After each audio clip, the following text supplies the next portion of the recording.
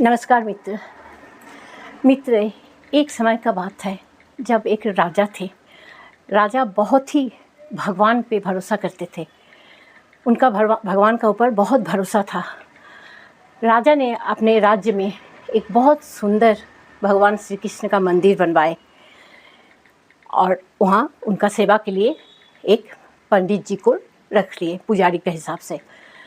वो जो पुजारी थे वो बहुत ही भक्ति भाव से श्री कृष्ण जी का पूजा पाठ करते थे और राजा प्रत्येक दिन एक माला ले जाकर श्री कृष्ण जी का गला में पहनाते थे। राजा जो माला पहना के जाते थे, प्रत्येक दिन उस माला को श्री कृष्ण जी का गला से उतारकर वो माला राजा जी को ही पुजारी जी पहना देते थे और वो माला पहन के राजा वहाँ से चले जाते थे। एक दिन राजा का वहाँ से उनका लोग आके कोई खबर किए कि आज राजा नहीं आ पाएंगे क्योंकि उनका कोई विशेष काम आ गया है, इसीलिए मेरे हाथ से ये माला भेजे हैं महाराज, इसको आप लीजिए, लेके भगवान का गले में डाल दीजिए। पंडित जी जो थे, पुजारी जी थे, वो बहुत खुश हो गए ये बात सुनकर। उनको लगा कि बरसों से मैं यहाँ ठाकुर जी का सेवा कर रहे हैं, लेकिन कभी हमको ये माला पहनने का सौभाग्य नहीं हुआ। आज हम इस माला को ज़रूर पहनेंगे।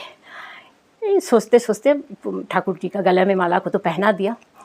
जैसे ही माला को पहना दिया वैसे ही राजा का कुछ लोग आके खबर दिए कि राजा का सवारी मंदिर के पास पहुंच चुके हैं, राजा आने ही वाले हैं। पुजारी जी बहुत डर गए कि राजा अगर ये चीज़ देख लेंगे तो हम वो श्री कृष्ण जी का गला से माला उतार के अपने गले में पहन चुके थे, अगर राजा ये चीज़ देख लेंगे तो हमें तो मृत्यु दंड होना निश्चित है।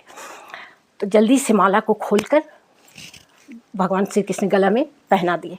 उतने में राजा वहाँ आके पहुँच गए। प्रत्येक दिन का तरह उस दिन भी पुजारी जी श्री कृष्ण जी का गला से माला उतार कर राजा को पहनाने गए। जैसे ही माला पहनने गए, राजा देखे कि उसमें एक सफ़ेद रंग का लंबा सा बाल लगा हुआ है। तो राजा पूछे इससे पुजारी जी से कि ये बाल कहाँ से आया? भगवान श्री कृष्ण का तो बाल काला है, सफ़ेद तो नहीं है। राजा सब मसला समझ गए कि ये पुजारी जी ज़रूर अपने गले में पहने होंगे, इसीलिए उनका सफ़ेद दाढ़ी सफ़ेद बाल में से कुछ एक ठो उसमें लग गया है। लेकिन राजा बहुत क्रोधित हो गए, लेकिन कुछ बोलने नहीं सक रहे। तो पुजारी जी को बोले कि ये बाल कहाँ से आया? तो पुजारी जी बोले कि भगवान श्री कृष्ण जी का बाल तो सफ़ेद ही है। तो राजा बोले कैसे सफ़ेद हो सकता है? ठीक है, कल सुबह जब उनका श्रृंगार होगा उस समय हम आके देखेंगे कि उनका बाल का क्या रंग है। देखे राजा वहाँ से बहुत गुस्सा भरे दिल से वहाँ से चले गए।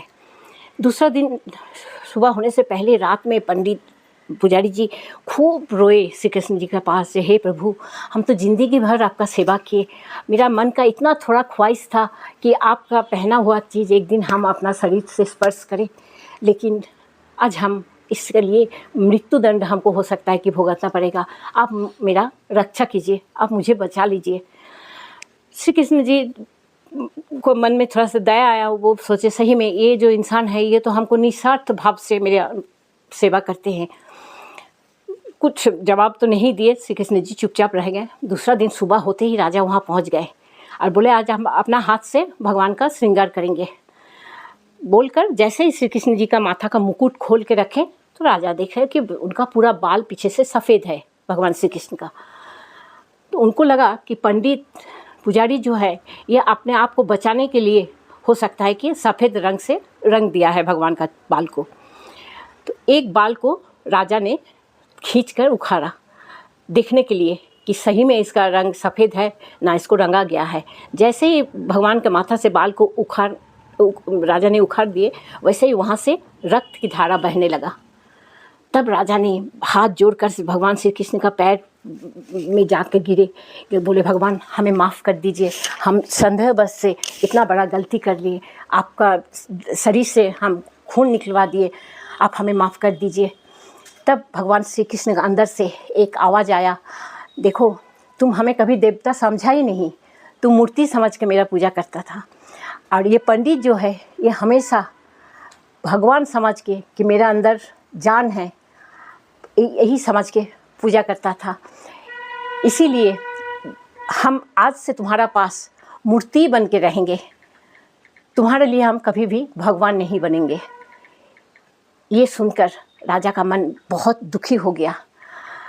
यूँ कहते हैं, समझो तो देव हूँ और नहीं तो मैं पत्थर। इसीलिए मूर्ति का पूजा हो या पत्थर का पूजा हो, जो भी मंदिर में रखा हुआ रहता है उसे हम लोगों को भक्तिपूर्ण से पूजा करना चाहिए।